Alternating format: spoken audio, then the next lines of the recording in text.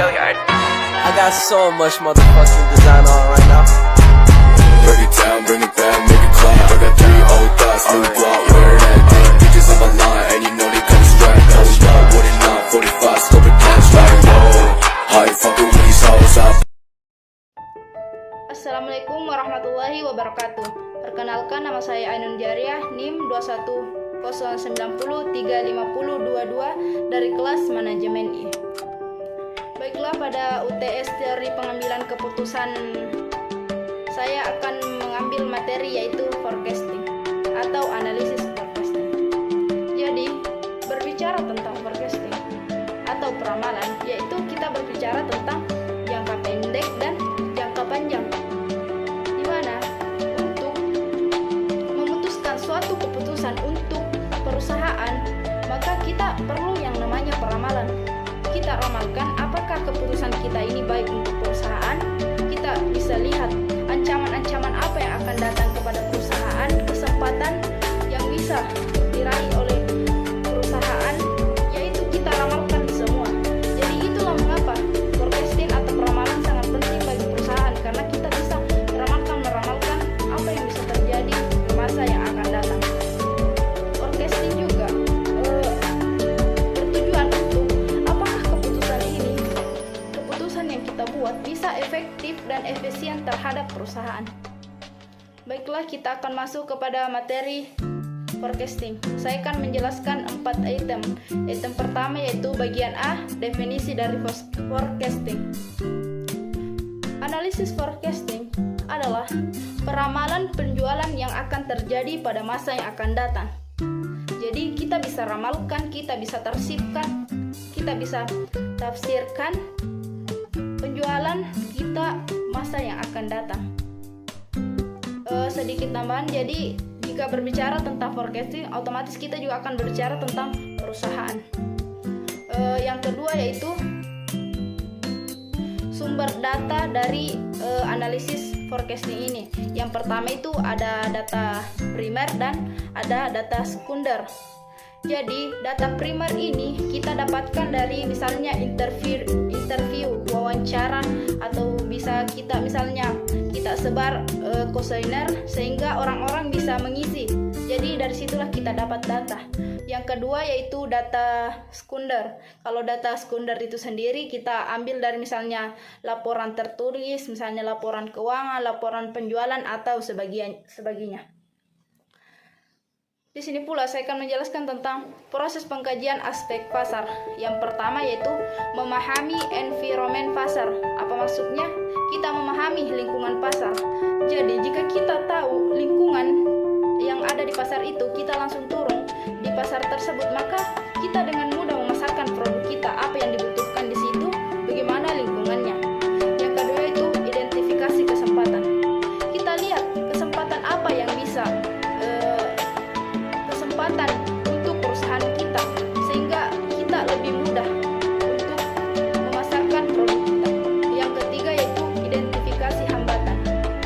Jadi kita juga lihat apa hambatan sehingga perusahaan kita tidak bisa berkembang misalnya, atau produknya apa hambatannya sehingga perusahaan kita produk-produknya tidak laku.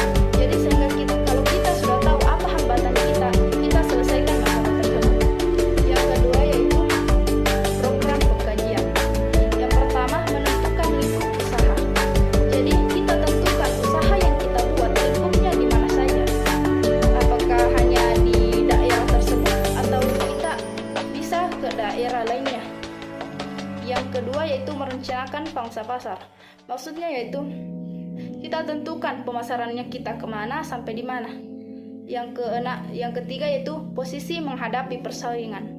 Telah kita ketahui perkembangan teknologi yang sudah sangat canggih, otomatis perusahaan-perusahaan akan berlomba-lomba untuk memasarkan produknya, menciptakan produk atau apapun itu, sehingga kita harus siap bagaimana kita bisa menghadapi persaingan tersebut, bagaimana perusahaan kita bisa mengimbangi perusahaan lain. Yang ketiga yaitu pengumpulan data dan informasi. Yang pertama itu data primer, seperti tadi bahwa data primer itu kita ambil dari interview, wawancara. Yang kedua itu data sekunder, misalnya dari laporan tertulis, misalnya laporan keuangan. Yang ketiga data internal, itu data yang kita ambil dari dalam perusahaan sendiri itu. Misalnya apakah yang memang sudah ada kita ambil kembali atau kita ambil dari karyawan kita, misalnya pendapatnya atau apalah. Dan yang keempat yaitu survei pasar. Kita turun ke pasar, kita survei apa permintaan, apa penawaran yang dibutuhkan oleh orang-orang yang ada di pasar, sehingga kita akan mudah membuat suatu produk atau memasarkan produk yang dibutuhkan oleh pasar tersebut. Selanjutnya itu bagian C, yaitu marketing, environment, dan pengambilan keputusan. Jadi, lingkungan pemasaran, marketing environment, suatu perusahaan terdiri dari para pelaku dan kekuatan-kekuatan di luar pemasaran yang memengaruhi kemampuan manajemen pemasaran untuk mengembangkan dan memelihara hubungan yang sukses dengan pelanggan. Apa maksudnya? Jadi lingkungan perusahaan itu ada pelaku, misalnya kita. Bagaimana kita bisa dekat dengan pelanggan? Bagaimana kita bisa memasarkan produk kita sehingga produk kita diminati oleh orang-orang di luar sana, produk kita dikenali oleh orang-orang di luar sana atau konsumen. Jadi dengan begitu kita bisa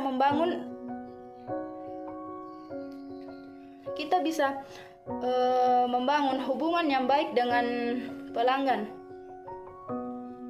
Jadi secara umum lingkungan pemasaran ada dua, yaitu lingkungan mikro dan lingkungan makro. Jadi lingkungan ini saling berhubungan dan tidak bisa dilepaskan, karena lingkungan mikro sendiri itu berhubungan dengan makro dan lingkungan makro itu berhubungan dengan lingkungan mikro. Yang terakhir yaitu memahami hukum permintaan dan penawaran.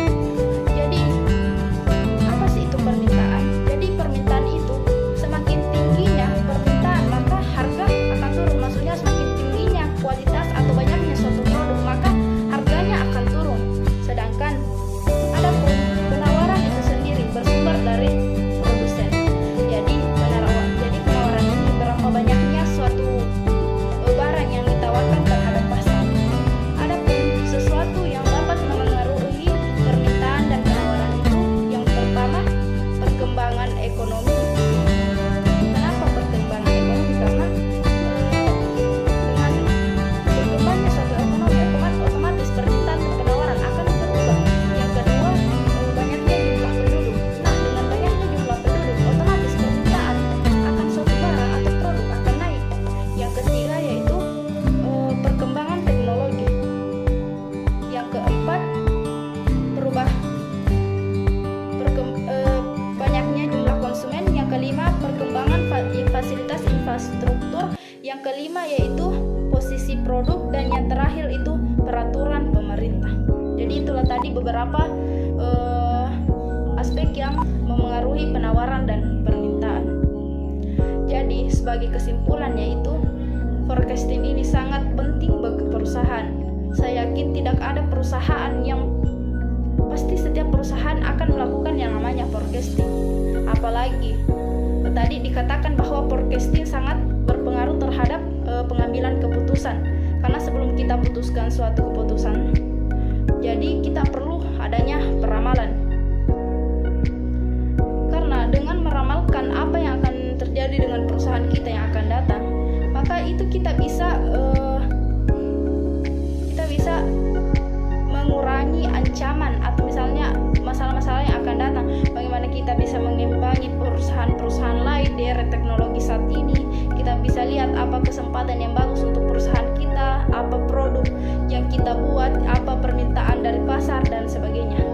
Mungkin hanya itu dari saya. Terima kasih. Assalamualaikum warahmatullahi wabarakatuh.